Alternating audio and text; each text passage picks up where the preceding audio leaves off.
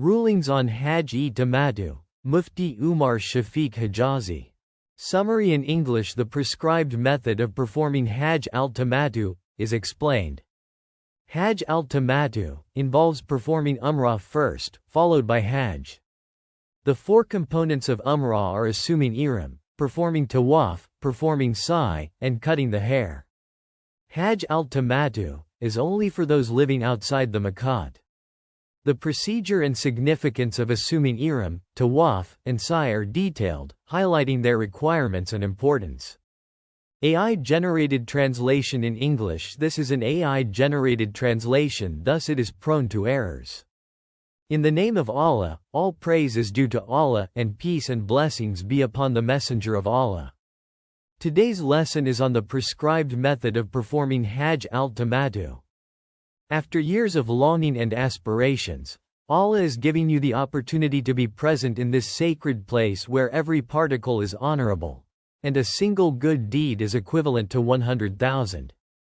You are coming as a guest in the court of Allah, so before you go, purify yourself inwardly and outwardly to be worthy of being present in the exalted court of Allah. Sincerely repent from all visible and hidden sins, and remember that no action is acceptable to Allah unless it is done purely for His sake and in accordance with the way of the Prophet. Therefore, if you wish for your Hajj to be accepted by Allah, learn and understand its matters before embarking on this journey. There are three types of Hajj: Tamattu, Qiran, and Ifrad. In Hajj al-Tamattu, you only intend Umrah at the Miqat, not Hajj. Then after performing Umrah and shaving or cutting the hair, you exit Ihram. Then, on the 8th of Dhul Hijjah, you assume Ihram for Hajj from Makkah and proceed to Mina. There is a difference of opinion among scholars as to which Hajj is the best. Some say Qiran is best, while others say Tamattu is better. According to Imam Abu Hanifa, although Qiran is superior, it is longer, and observing the restrictions of Ihram for an extended period is difficult for ordinary people. Additionally, every mistake during Qiran results in double penalties compared to Tamattu. Therefore, contemporary scholars consider Tamattu better for the general public. Now, who can perform Hajj al-Tamattu? Tamattu and Qiran are only for those who live outside the Miqat. This includes residents of Madinah, Riyadh, Dammam, and all cities in Saudi Arabia that are outside the Miqat, as well as those living in other countries. Only residents within the Haram boundary and hill cannot perform Tamattu. This includes Makkah, Jeddah, Jammam, and towns within the Miqat. We will now explain the prescribed and easy method of performing Hajj al-Tamattu. Please listen carefully and review it multiple times to understand it thoroughly. Note down the important points for easy reference when needed. Hajj al-Tamattu involves two major acts of worship: Umrah and Hajj. Umrah is performed first, so we will describe its procedure first. Umrah consists of four acts: assuming Ihram, performing Tawaf, performing Sa'i, and shaving or cutting the hair. The first two are obligatory, and the latter two are necessary. The first act is assuming Ihram. The sunnah method of assuming Ihram is to trim your nails, remove armpit and pubic hair, and men should trim their mustaches as well. It is better to do all this grooming at home before traveling. It is also sunnah to perform ghusl, ritual bathing, before assuming Ihram. If possible, apply perfume to your head and body before putting on the Ihram garments. After removing your sewn clothes, wear the 2 sheets of Ihram. If it is not a disliked time, cover your head and perform 2 rakas of prayer. After the prayer, uncover your head, make the intention for Umrah, and recite the Talbiyah. Women should prepare for Ihram in the same manner, but they do not have a specific Ihram dress. They should wear simple, modest clothing that covers the arms and head and is not see-through. They should not wear any perfume. If it is not a disliked time, perform 2 rakas of prayer, make the intention for Umrah, and recite the Talbiyah. If a woman is in a state of impurity, menstruation or postpartum bleeding, she should not perform the prayer but should still make the intention and recite the Talbiyah. It is permissible to assume ihram and make the intention during menstruation. When Asma, may Allah be pleased with her, reached the Miqat while in a state of impurity, the Prophet, peace and blessings be upon him, instructed her to perform ghusl and make the intention. Once the intention is made, the restrictions of ihram come into effect, and you must remain in a state of ihram until the Umrah is completed. The restrictions include avoiding perfumed soap while in ihram. Women should also keep their heads covered during ihram. They may wear shoes, socks, and closed sandals. The only restriction is that the face should not be covered directly, but modesty must be maintained. An easy way to cover the face is to wear a wide-brimmed hat and drape a cloth over it so that it does not touch the face. Many women mistakenly believe that covering their heads with a scarf is necessary and that removing it breaks the ihram. This is incorrect. The scarf is worn to protect the hair, and it should be removed for wiping the head during ablution. If one performs tawaf without properly washing the head, the tawaf will be incomplete, and a penalty, dam, will be due. To assume ihram, two things are necessary: the intention and recitation of the talbiyah. The intention must be made in the heart, and it is better to verbalize it by saying, "O Allah, I intend to perform Umrah, make it easy and accept it from me." There are no specific words required, nor does it have to be in Arabic. Reciting the talbiyah is obligatory along with the intention.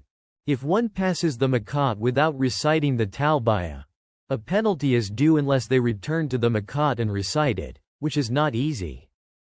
For those traveling by plane, it is better to prepare at home, perform ghusl, and dress in ihram garments, but do not make the intention at home. Perform 2 rakas of prayer at the airport if possible and make the intention on the plane after it takes off. Do not wait for the Miqat, as it is easy to miss it. Sheikh Shafiq advises that those traveling by plane should assume ihram as soon as they board the plane. However, pilgrims going to Madinah first should assume ihram from Madinah. There is no need to assume ihram from their home country. Once the intention is made and the talbiyah is recited, the restrictions of ihram come into effect. There are 7 restrictions of ihram. A goat or sheep sacrifice performed within the haram boundaries. Some acts are permissible in ihram, but people mistakenly include them as restrictions, such as bathing. If necessary, you can bathe in ihram, but avoid using shampoo or perfumed soap. For example, if one becomes impure or a woman becomes pure from menstruation, bathing is allowed. Changing ihram sheets. If they become dirty or impure, you can change them. Similarly, women can change their clothes if they become dirty. Removing ihram sheets when necessary. If needed, you can remove the sheets when using the restroom or for any other reason.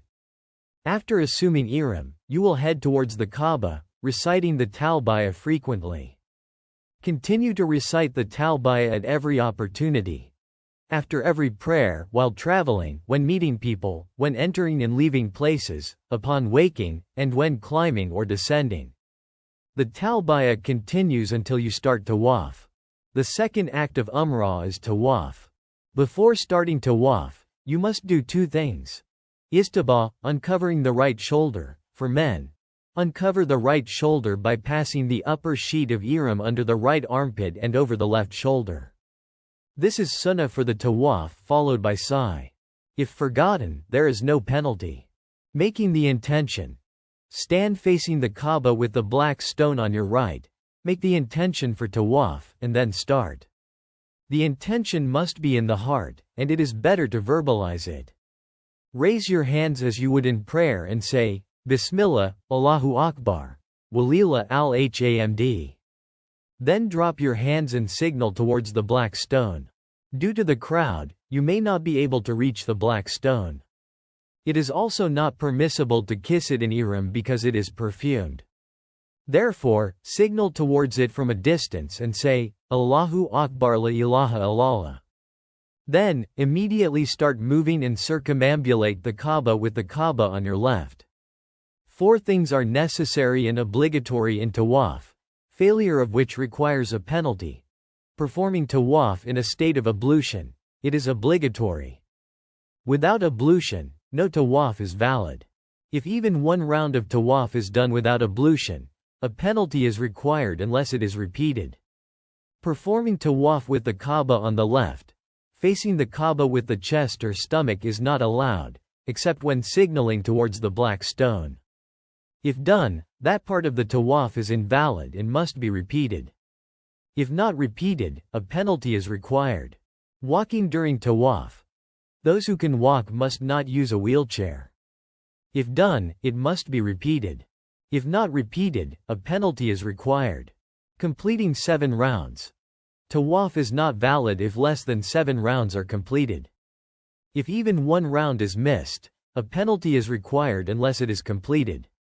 2 important sunnahs during tawaf. Ramal.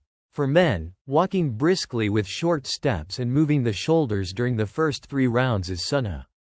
There is no ramal in the last 4 rounds.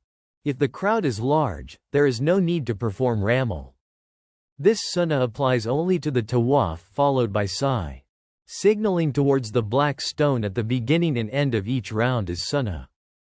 After the first round, it is recommended but not obligatory.